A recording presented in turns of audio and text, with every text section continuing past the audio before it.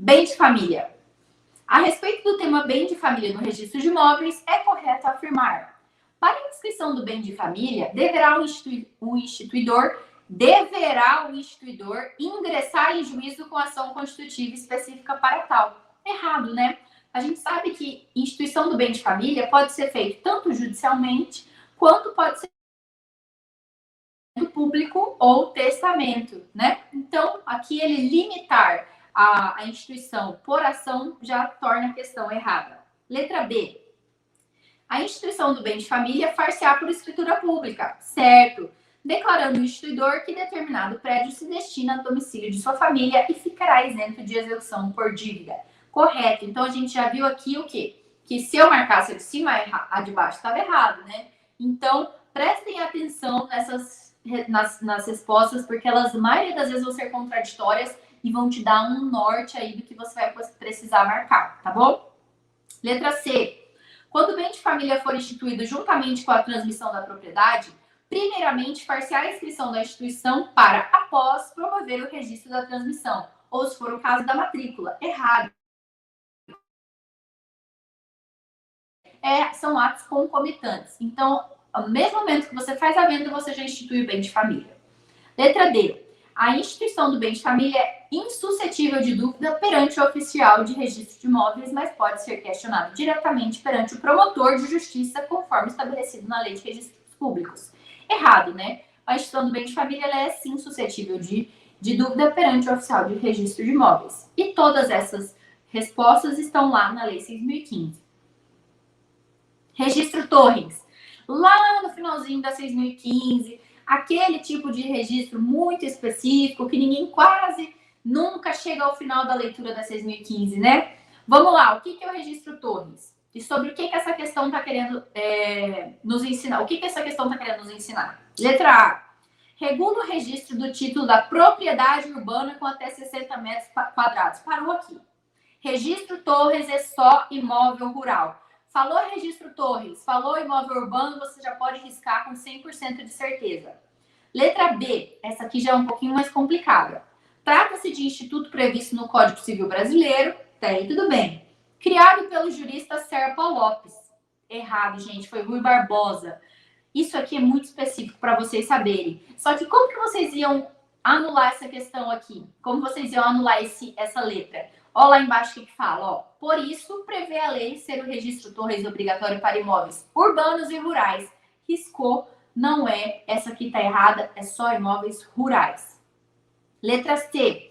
Da sentença que definir ou não o pedido do registro Torres, cabe o recurso da apelação com ambos os efeitos. Corretíssima. E letra D. É dispensada a decisão judicial determinando o registro Torres quando o parecer do Ministério Público for favorável à solicitação encaminhada pelo interessado. Errado. A manifestação do juiz, a decisão judicial, ela é obrigatória. Isso tudo está lá na 6.015, lá nos últimos artigos. Artigo 284, 285 e seguintes. Tudo bem? Hipoteca. A questão traz o seguinte: o registro da hipoteca judiciária na matrícula, hipoteca judiciária, tá? Na matrícula do imóvel poderá ser feito A. Mediante a apresentação da cópia da sentença que condenar o réu a pagar quantia em dinheiro, mesmo que genérica, ou ainda de conversão em pecúnia, de prestação de fazer, de não fazer ou de dar coisa, independentemente de mandado judicial, de comprovação de trânsito em julgado ou de outra declaração expressa do juiz. Correto, tá? Gabarito, letra A. Lá o novo Código de Processo Civil, no artigo 495, parágrafo 2º, diz que a hipoteca judiciária, que é aquela que decorre de procedimento judicial, ela pode ser realizada mediante a apresentação de cópia de sentença, independente de ordem judicial, de declaração expressa do juiz ou de demonstração de urgência. Então, a letra B está errada por quê?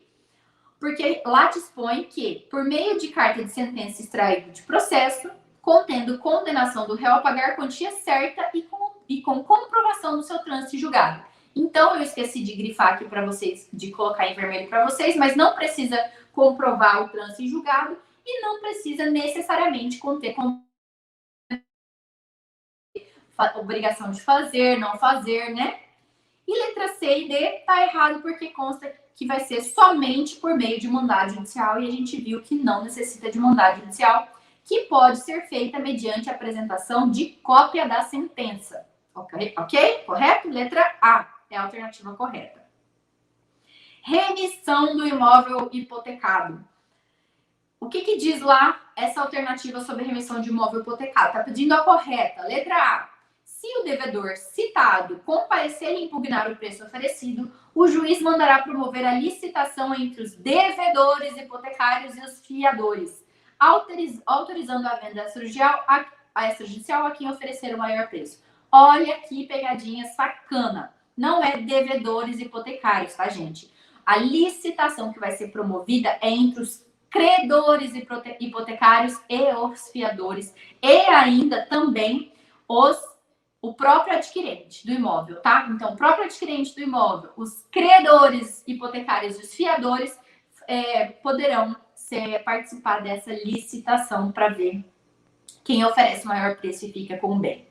Letra B. As expressões remissão e remissão são sinônimas, sendo utilizadas indistintamente pelo legislador. Isso aqui é português, né, gente? Claro que remissão com 2 S e remissão com C cedilha não são o mesmo instituto jurídico. Remissão com 2 S é perdão. Sabe como que eu faço para lembrar? Missão com 2 S, eu lembro de uma missa bem grande, o padre rezando, perdoando todos os seus pecados. Então, remissão com 2 S é perdão da dívida. E remissão com C cedilha é pagamento. Então, é você efetuar o pagamento daquela dívida, tá? Então, não são sinônimas, são institutos completamente distintos. Letra C. É necessária a remissão, mesmo quando o credor assinar com o vendedor escritura de venda do imóvel gravado, a fim de evitar fraude quando os demais credores.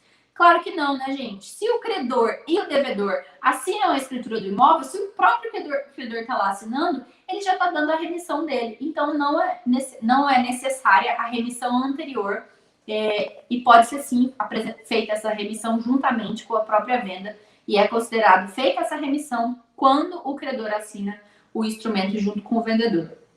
E letra D, que é a nossa resposta correta. Se o credor citado não se opuser à remissão ou não comparecer, lavrar-se-á termo de pagamento e quitação e o juiz ordenará por sentença o cancelamento da hipoteca. Corretíssima. Documentos estrangeiros. Eu acredito que esse é o nosso último item. Então, vamos fechar aí com muita felicidade e dar o pontapé inicial aí para o nosso descanso. Documentos estrangeiros. Acerca de títulos, documentos e papéis inscritos em língua estrangeira, assinale a opção correta. Letra A. O tradutor juramentado poderá ser dispensado caso o oficial tenha conhecimento básico da língua estrangeira. Não, né? Não pode ser dispensado o tradutor juramentado nessa hipótese de conhecimento da língua. Letra B.